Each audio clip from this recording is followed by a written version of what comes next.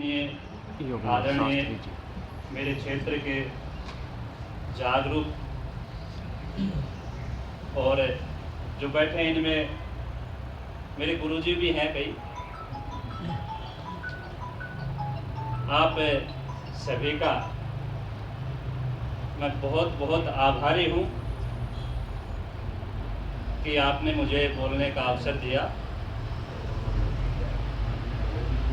आज जिस समस्या के लिए आप हम सब यहाँ पे इकट्ठा हुए हैं, जो सामाजिक परिवेश में जो बदलाव आ रहा है,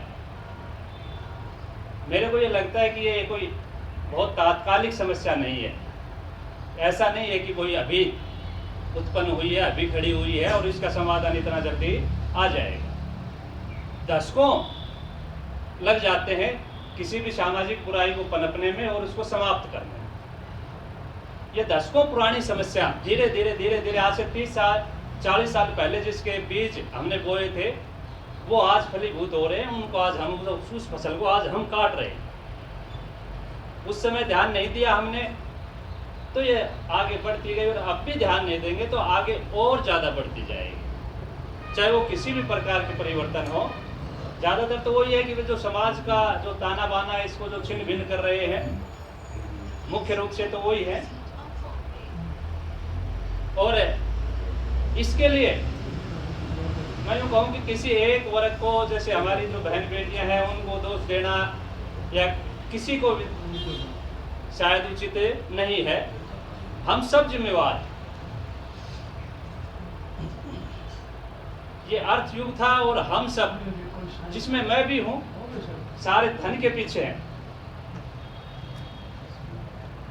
हम सिर्फ और सिर्फ नैतिकता की बातें तक करते हैं, बाकी आचरण में नहीं उतारते उस नैतिकता को। जहाँ भी अवसर मिलता है हमें मौके का फायदा उठाना हो या उसको भुनाना ज़्यादा लाभदायक समझते हैं। और उसी लाभ का या उस पैसे के लाभ के चक्कर के अंदर आज ये सारी समस्याएं उत्पन्न हो रही।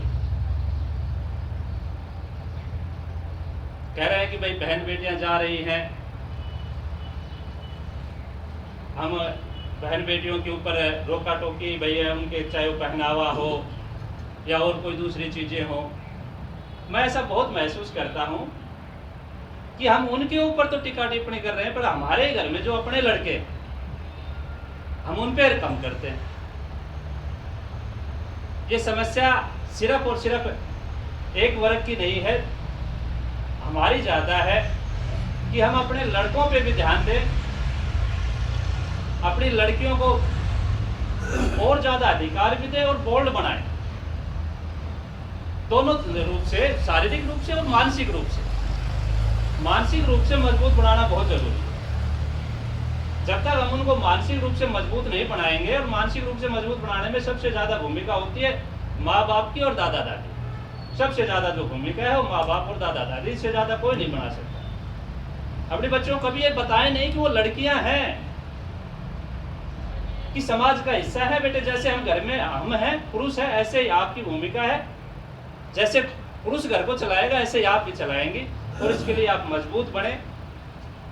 जब भी कोई छोटी सी भी उनके साथ कोई घटना होती है उसको अपोज करना सिखाएं, कि शुरुआत में ही उसका अपोज करें, उसका प्रत्युत्तर दें, न कि सहन करना।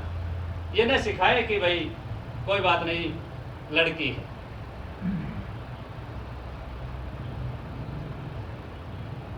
और जब तक हम अपनी बहन बेटियों को मजबूत नहीं बनाएंगे,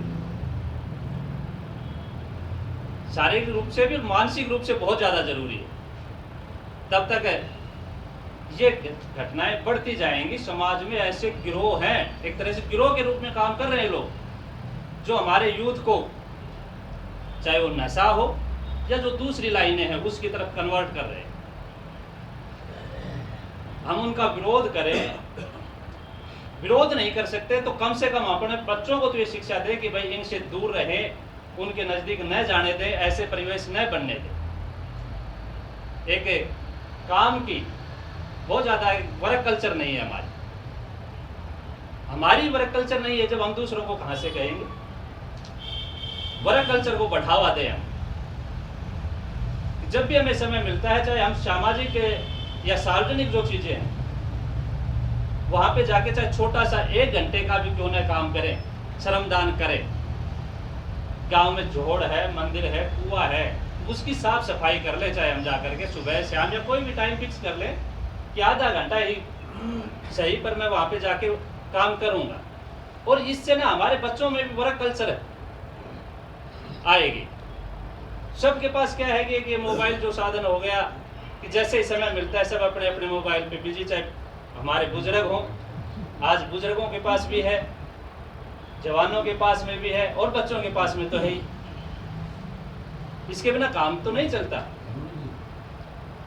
पर इसके एक फिक्स वो करें हमें कि भाई हमें ना इस प्रकार की कल्चर को बढ़ावा देना है। कोई भी सार्वजनिक जगह हो, चाहे हमारे मंदिर, कुएं सार्वजनिक, उन पे आज देखते हैं सब जगह ना गंदगी खूब है। और गांव में आप देखेंगे कि जगह जगह, चाहे वो यूथ हो चाहे 50 प्लस के आदमी हो, ताश खेलने वाले 10-10, 20-20 के ठोड़ बहुत ज़्यादा मिल जाएंगे। लेकिन अगर उस कुएं की सफाई या उस स्कूल की सफाई की बात आए तो शायद कोई नहीं।